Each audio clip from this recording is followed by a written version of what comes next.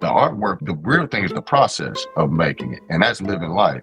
The thing at the end is just the thing that we call art. It ain't necessarily the art for me. The art is getting to the end of that. What was the journey to create this thing?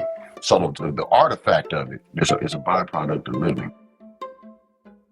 Welcome to A Life Worth Working, a podcast about how we get to the soul of work. We're your hosts, Dana Allen Walsh and Michelle Weiss. Michelle is an education and workforce strategist, and I'm the senior pastor of a progressive church. And as always, we love hearing your comments, questions, and thoughts. So please know you can email us at any time at hello@alifeworthworking.com. In this episode, we chat with Damon Davis, an award-winning post-disciplinary artist who works and lives in St. Louis, Missouri.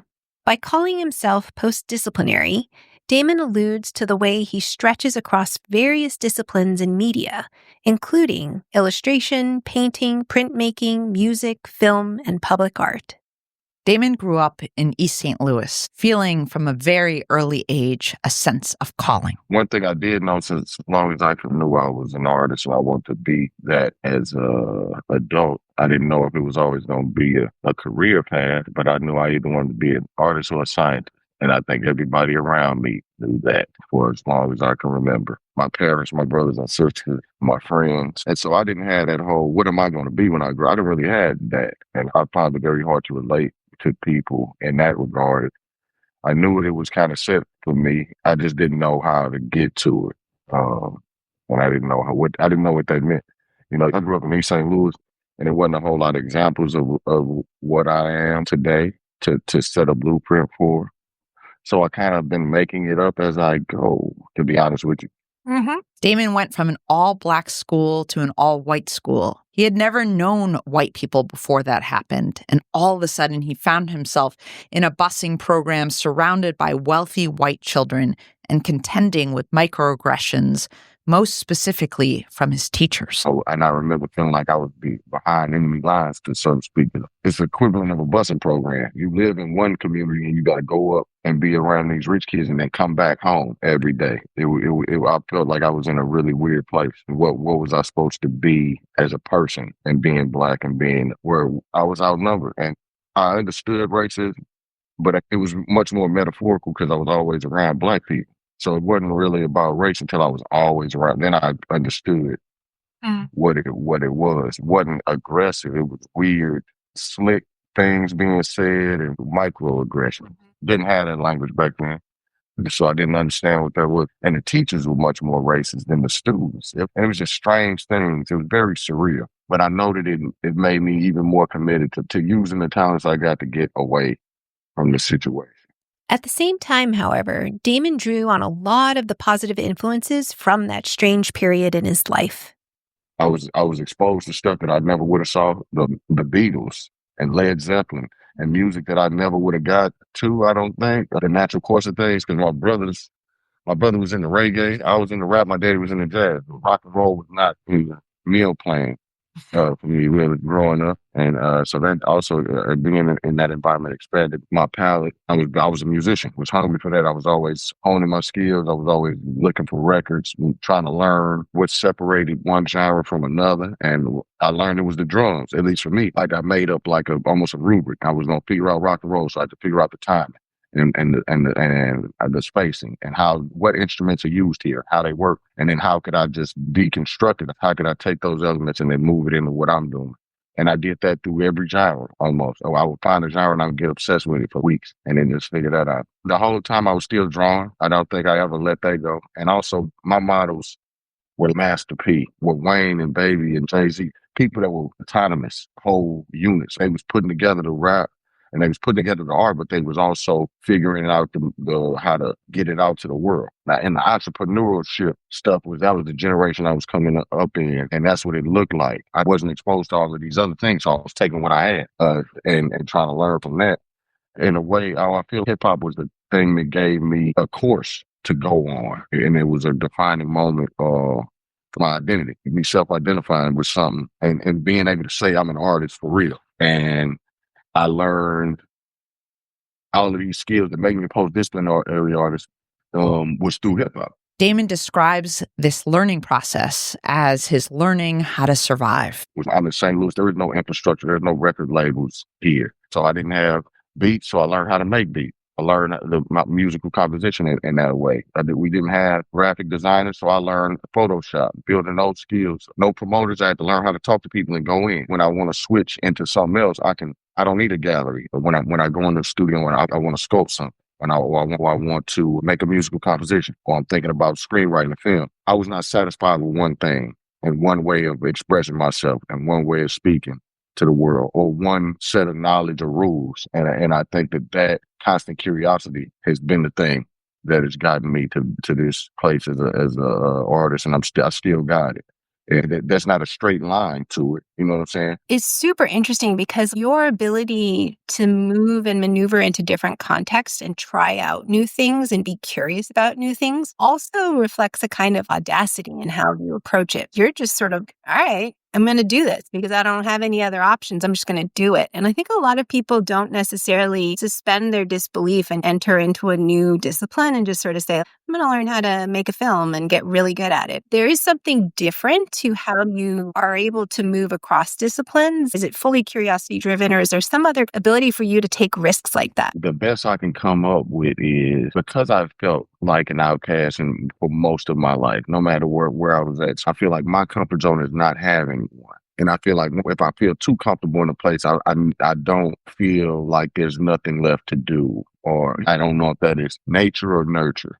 But I think that there's something innately that artists and scientists, they're not different from each other. And I learned that as a kid.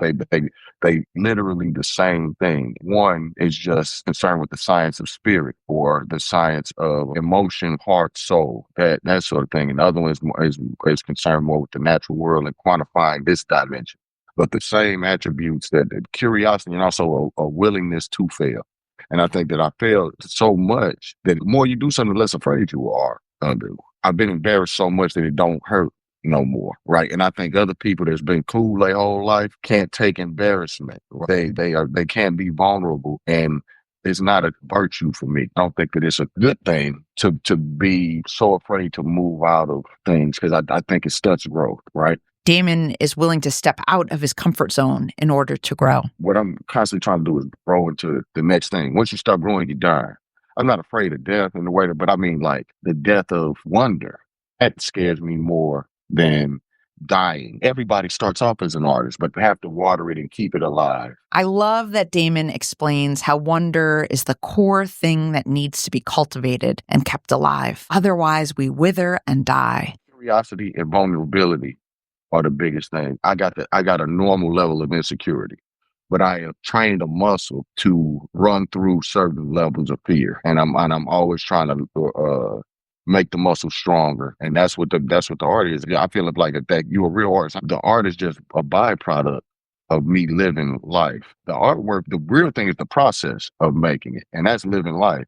The thing at the end is just the thing that we call the art ain't necessarily the art for me. The art is getting to the end of that. What was the journey to create this thing?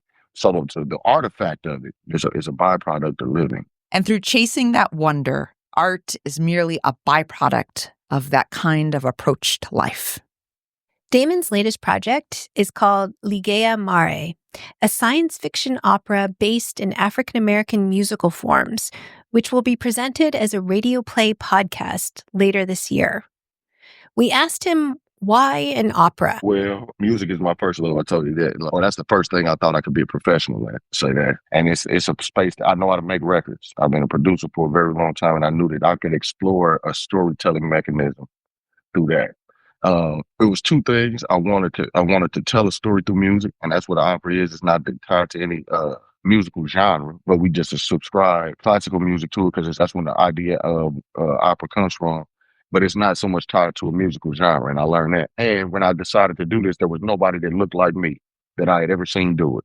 And so that might have been a superficial reason, but it was a reason nonetheless. And so I leaned into both of those, and I knew that what I was already doing was opera. And so I was like, why are we not calling it that? Why is every Kendrick Lamar album not called an opera? Because it's a complete thought, and it's a story, step by step, taking you all the way through. That's what I wanted to do, but I wanted to make it bigger. I wanted to use some classical music. I want to do that. That is the motivation. But when you get into what is it really saying, and as a piece of work, if you remove the bells and whistles of its music and story, is about a kid that didn't feel he was in the right place and he didn't feel wanted. And he had a very specific relationship with his parents. I grew up, I had brothers and sisters, but I came so late that it wasn't like I had siblings my age. And the closest thing I got to siblings is my nieces and nephews. It's as though I got two sets of parents. And my parents was grandparent age. So I'm growing up in this house as me and my mom and my dad. And I didn't have a good relationship with my father. He wasn't the kindest person. And since he died, I have let go a lot of things, found forgiveness in certain places. And then I also learned how to survive from it. So some good things came from it. But when I wrote this opera, I wanted to amend, I guess, my childhood the way I wish it would have happened, you know, than what I got, right? And I think it's a power in art. There's a made up component, and I really like using my imagination to think of a world that I want to be in, instead of always harping on the what we got here and negativity of it all. That particular project is about imagination leading to freedom. Can you imagine a different world? Can you imagine a different system of living for human beings? Can you imagine a different way we treat the environment and each other? Right. But mine is just a parable about a kid and his father and his mother. So that's the way I'm using that basic tenet, because I think a lot of the problems we got is due to a lack of fucking imagination. Amen. Is that the gift of being the artist that you're constantly leaning into imagination, and that's the tool in your toolbox, that you look at the world, you see it as it is, you see yourself as it is, and you say, what else is here? What more can I see? What more can I imagine? Yeah, definitely. It's funny that you say it's a gift. It ain't always a gift. You know what I mean? I've learned that you got to be simultaneously super self-aware and delusional, which is a hard thing to tessellate between. Yes, you know, and knowing when to turn which one on. But I think that is what that is what an artist is. Now, at least that's the artist I want to be. Having imagination, but also knowing when to put your feet on the ground and having the humility to be self-aware about what's going on and being honest about it to yourself. I love that. I love that idea of toggling between the two. Damon epitomizes a person with a strong sense of calling. He thinks of calling this way. My calling was to make things. It's to make things and tell stories and speak to people that are like me to come from the places that I come from. I'm working in story, and that's what all of us are doing. But we're doing it so that we can better understand the world that we're in. And I think that is my calling. That is where I find the most joy, the most fulfillment, and the purpose. We couldn't help but feel a sense of awe in how his wonder leads him into new discoveries and new approaches to any form of art. I love that he called it a fair amount of self-awareness and self-delusion. That's a really wonderful way of capturing what he's able to do, because he has to have the courage to jump into these totally different realms. Most of us love working within our boxes, our little containers. We love excelling within our spheres. It's so interesting to see this pattern of people who are really leaning into what might be possible. And it's not necessarily like a thick skin. It's more this centering of spirit, of how to receive rejection and how to continue on. What is certainly striking about Damon's story is the fearlessness with which he pursues these various media. He embraces discomfort in order to empathize differently and communicate with a wide range of audiences. Why aren't there more post-disciplinary artists like Damon Davis out there in the world? Why are we so okay siloing our work and ourselves? How do we keep that sense of wonder, curiosity, and vulnerability alive? She's Dana Walsh. And she's Michelle Weiss. This has been another episode of A Life Worth Working. Don't forget to subscribe and share with your friends and loved ones who may also be searching for purpose and meaning in their work lives, or what we call the soul of work.